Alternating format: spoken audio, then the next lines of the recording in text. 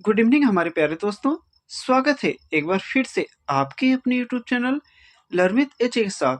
दोस्तों, आशा करते हैं आप स्वस्थ और मस्त होंगे, पढ़ाई लिखाई अच्छी खासी चल रही होगी।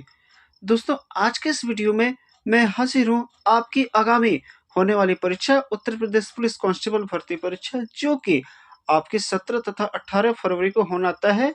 उससे रिलेटेड कुछ महत्वपूर्ण बातों को हम इस वीडियो में चर्चा करेंगे। जैसा कि आप अपने ओएमआर शीट को कैसे भरेंगे, क्या इसमें नॉर्मलाइजेशन होगा, माइनस मार्किंग होगी या नहीं होगी, पेपर कितने देर चलेगा या कितने समय का होगा, किस विषय से कितने क्वेश्चन आएंगे, इन सारी बातों को हम एक डिटेल और विस्तृत से चर्चा करेंगे आज। ठीक है दोस्तों, वीडियो को शुरू करने से पहले मेरी एक छोटी सी रिक्वेस्ट है कि यदि आप हमारे इस चैनल पर नया हैं तो हमारे चैनल को लाइक, अपने दोस्तों तक ज़्यादा से ज़्यादा शेयर और इस वीडियो को देखकर इस चैनल को सब्सक्राइब जरूर कर लेंगे।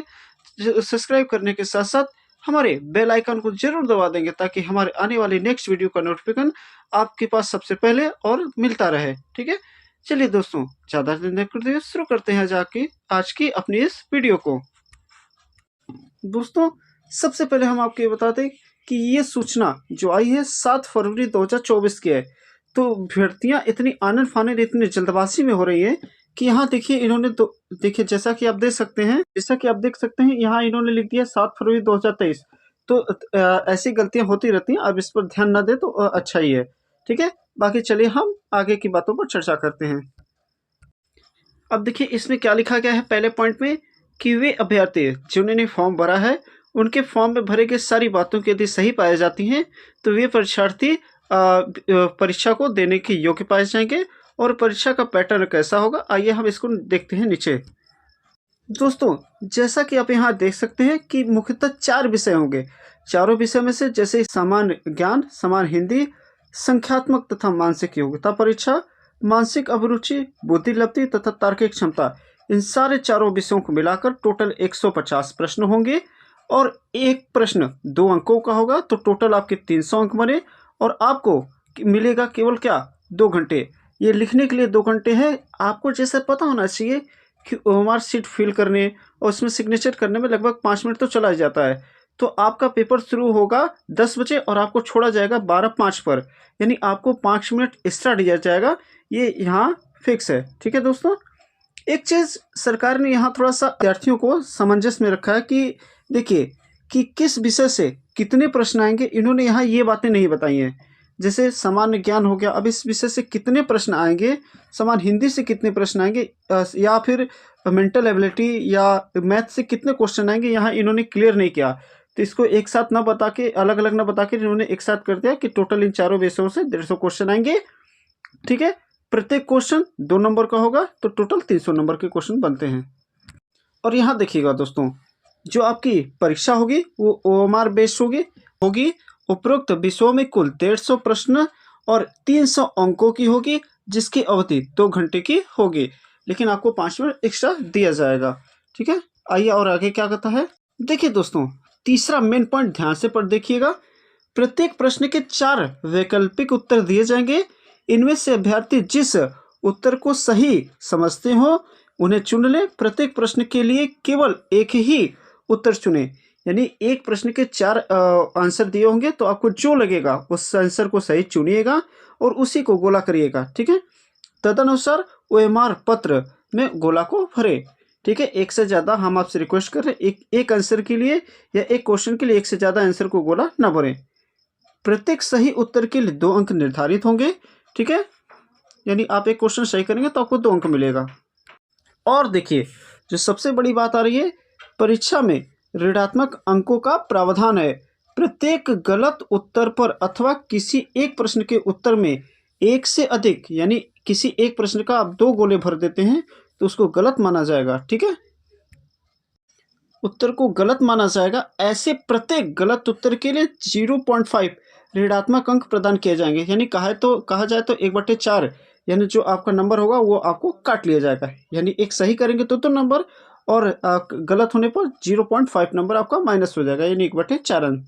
ठीक है, आप जो ओएमआर सीट आप फिल करेंगे, ओएमआर सीट काला तथा नीले बॉल पॉइंट से ही आप क्या करेंगे, भरेंगे। ठीक है, अब यहाँ कुछ मुख्य बातें हैं दोस्तों पॉइंट नंबर 7 में क्या लिखा है देखिए, OMR उत्तर पत्रक भरने के लिए उदाहरण के लिए नीचे परीक्षा केंद्र कोड, अनुक्रमांक, प्रश्न पुस्तिका क्रमांक को भरने अंकित करने की विधि दी गई है। इसी प्रकार से अपने परीक्षा केंद्र कोड, अनुक्रमांक, प्रश्न पुस्तिका क्रमांक पाली अथवा OMR पत्रक में अंकित करना है। यानी जैसा जैसा नीचे दिया गया है सेम आप उसी तरह आप अपने एग्जाम हॉल में OMR शीट को भरेंगे। ठीक है, OMR शीट को भरने से पहले आप सीधे गोला मत करिएगा। ठीक है, पहले आप अपना परीक्षा केंद्र, जैसे ये पहले परीक्षा केंद्र लिख लीजिएगा, फिर रोल नंबर पूरा पहले बॉक्स में भर लीजिएगा, फिर उस पर क्वेश्चन बुकलेट नंबर को भर लीजिएगा। ठीक है, उसके बाद एक हल्का सा पेन से डॉट लगा लीजिए, जैसे जिसमें है डॉट लगाने के बाद उसके बाद तब फिल करिएगा। ठीक है दोस्तों, जैसा कि दोस्तों मान लीजिए आपका परीक्षा केंद्र है 11104, तो सबसे पहले आप क्या करेंगे, 111 पे हल्का सा बिंदु लगा लीजिएगा, फिर 0 पे हल्का सा बिंदु, फिर 4 पे हल्का सा बिंदु लगाने के बाद अब इन सारी चीज़ों को भरने के बाद मान लीजिए आपका रोल नंबर क्या है 4, ठीक है, फिर 1, फिर क्या है 3, फिर 1 1, फिर क्या है 7, फिर क्या है 0। तो ऐसे सारी चीज़ों को पहले बिंदु लगाइएगा। अब मान लीजिए बुकलेट नंबर क्या है 10000161, ठीक है। अब पाली क्या है प्रथम, तो ऐसे पहले आप टिक कर लीजिएगा। टिक करने के बाद तब आप क्या करेंगे, इससे पूरा क्या करेंगे, कलर करिएगा। तो आपके गलत होने के चांसेस क्या रहेंगे, कम रहेंगे, बहुत ज़्यादा कम होंगे। ठीक है, तो उसके बाद आप क्या करेंगे, पूरे गोले को यहाँ से आप क्या करिएगा, भर लीजिएगा। ठीक है, अब क्या लिखा है दोस्तों, क्या गोले को मिटाने या दोबारा भरने का प्रयत्न न करें, किसी प्रश्न का एक से अधिक उत्तर या गलत उत्तर माना जाएगा। यानी कहने का मतलब किसी एक प्रश्न का एक से अधिक गोला भर देते हैं, गोले को काटपीट छाटपीट कर देते हैं, तो उसको क्या माना जाएगा, गलत माना जाएगा। तो देखिए सही आंसर आपको कैसे देना है, जिससे मान लीजिए किसी प्रश्न का उत्तर डी है, तो आप केवल क्या करेंगे, डी को क्या करेंगे, ऐसे कलर कर देंगे यहाँ। ठीक है, फिर आप ना तो ऐसे मान लीजिए कोई आंसर गलत है तो उसको आप ऐसे मत करिएगा, कट मत करिएगा। ठीक है, आप ऐसे मत करिएगा और आधा गोला मत करिएगा। ठीक है, और किसी भी प्रश्नों के लिए आप 2 गोले को कलर नहीं करेंगे। ठीक है, क्योंकि आपका आंसर गलत मान लिया जाएगा। और ये 9 पॉइंट में कहा गया है कि आपके हिंदी भाषा को छोड़कर बाकी सभी भाषाओं के जो विषय रहेंगे उनके मूल भाषा तथा अंग्रेजी दोनों में आपको क्वेश्चन देखने को मिलेंगे। यदि किसी भी भाषा में गड़बड़ी होती है तो अंग्रेजी भाषा को सर्वप्रथम माना जाएगा। ठीक है, देखिए बात आती है यार नॉर्मलाइजेशन की।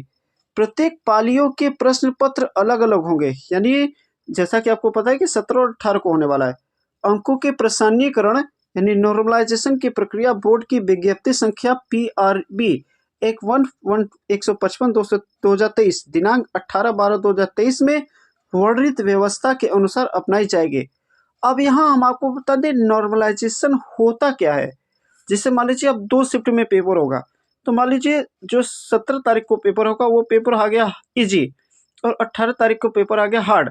तो अब क्या होगा, 17 वाले पेपर का जो शिफ्ट होगा उसके नंबर को क्या कर दिया जाएगा, कम कर दिया जाएगा। जितने भी सबके विद्यार्थियों का नंबर कम कर दिया जाएगा। और ठीक है, 18 तारीख वाले जितने भी विद्यार्थी होंगे उनके जो शिफ्ट में पेपर हुए रहेंगे उनके नंबर को बढ़ा दिया जाएगा, ताकि पेपर के लेवल को सामान्य किया जा सके। इसी के लिए नॉर्मलाइजेशन किया जाता है।